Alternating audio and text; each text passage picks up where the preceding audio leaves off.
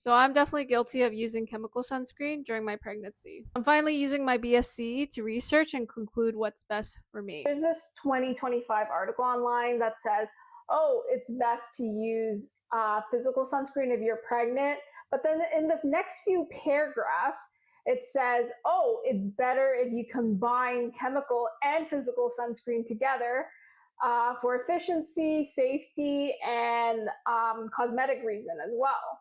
So I searched up these chemical filters that they're claiming is also safe, and they're a mix of old and new filters. Old filters that are not safe at all. So these are old filters because I think they were produced back in maybe 1970s, 1980s. And then these new filters that's very popular in Asia was just recently introduced. And so they're more stable, and it's recommended for pregnant women to use.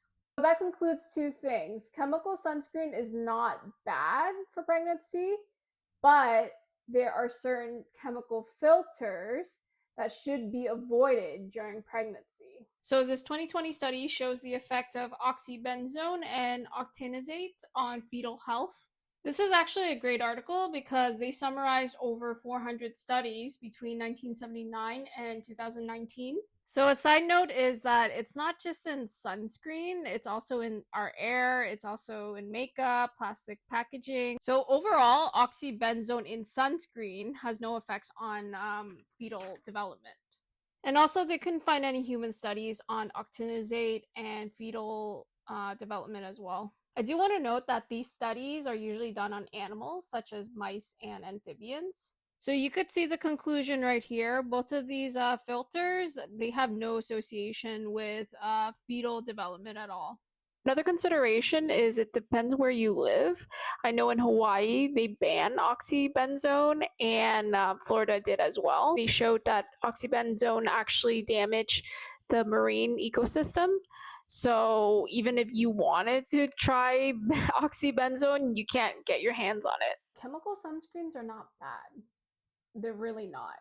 It just depends on certain filters, such as oxybenzone. I don't think it's bad. I think it's just not studied very well.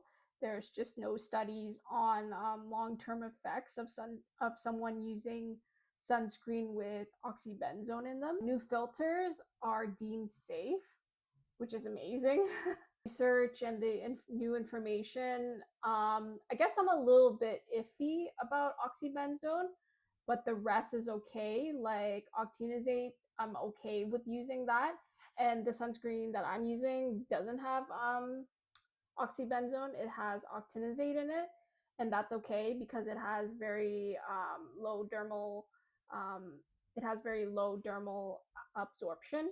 So that's completely fine with me. Other than that, yeah, I'm still going to continue using other chemical sunscreens, but I'll definitely watch out for oxybenzone filters in them.